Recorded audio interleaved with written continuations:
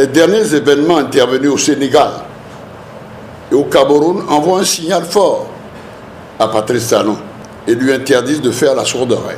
Quel dialogue politique peut-on organiser pendant que nos compatriotes sont contraints à l'exil? Quelle est cette plaisanterie qui a lieu actuellement? Quel dialogue politique peut-on organiser pendant que des compatriotes croupissent en prison pour délit d'opinion? Quel dialogue politique peut-on organiser alors que notre Assemblée nationale est devenue un lieu souillé du sang de nos compatriotes? Quel dialogue politique peut-on organiser pendant que Patrice Talon continue de contraindre nos concitoyens à l'extrême précarité? La situation économique de notre pays est dramatique. Patrice Talon, son gouvernement et son Parlement du sang et de l'exclusion sont restés insensibles aux conséquences de la fermeture de nos frontières avec le Nigeria, alors que dans tous les autres pays concernés, les chefs d'État et autres institutions s'en préoccupent. Cela ne fait que confirmer son indifférence vis-à-vis de la souffrance du peuple béninois. Plus de 503 enseignants du primaire et du secondaire ont été suspendus sans aucune procédure en cette rentrée où les classes sont pléthoriques et sans enseignants, sous le prétexte d'avoir refusé d'être soumis à une prétendue évaluation diagnostique à Macero. La résistance nationale, résolue à combattre quoi qu'il en coûte la déliquescence des valeurs qui fondent la République, rejette catégoriquement ce scénario imaginé par Patrice Talon pour se donner du souffle et rebondir dans sa politique meurtrière. Patrice Talon sait tout le tort qu'il a causé à notre pays et à son peuple.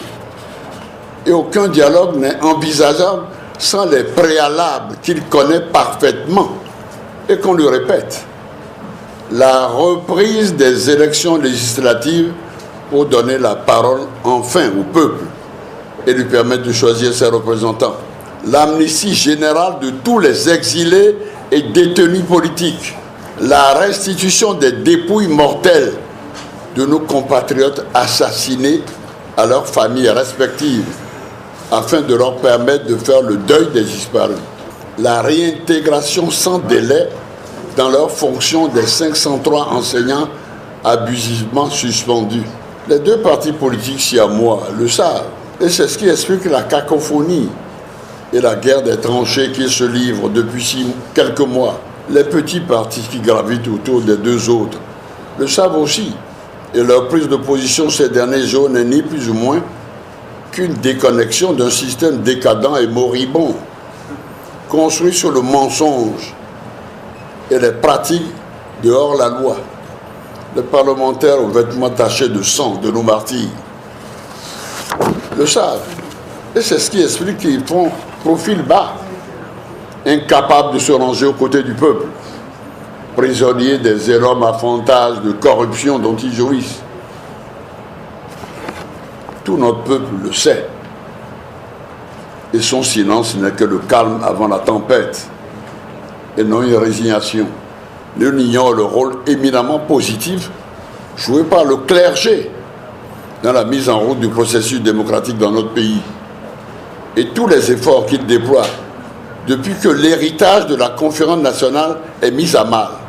Pourquoi des groupes religieux interviendraient-ils au Sénégal pour faire baisser la tension et qu'on ne laisserait pas cette possibilité à un clergé qui a déjà, on peut dire, à son actif ce qui s'est passé dans notre pays après l'écroulement du mur de Berlin. Comme si sa démarche dérangeait, on a fait l'option de l'ignorer, de l'infantiliser, pour recourir à des personnages douteux. Vous les connaissez tous. Les sacabos nationaux, n'est-ce pas? De notoriété publique pour conduire le pseudo-dialogue, aggravant la crise de confiance. Le Bénin est notre commune patrie. Nous devons travailler ensemble à la construire, à produire la richesse et à la partager. C'est pourquoi le comité de la résistance nationale se bat et continuera de se battre contre l'intimidation, la dictature et la répression sauvage qui caractérise le régime Talon, dont la finalité est de conserver la richesse nationale aux mains d'une minorité arrogante et opportuniste, mais qui a peur.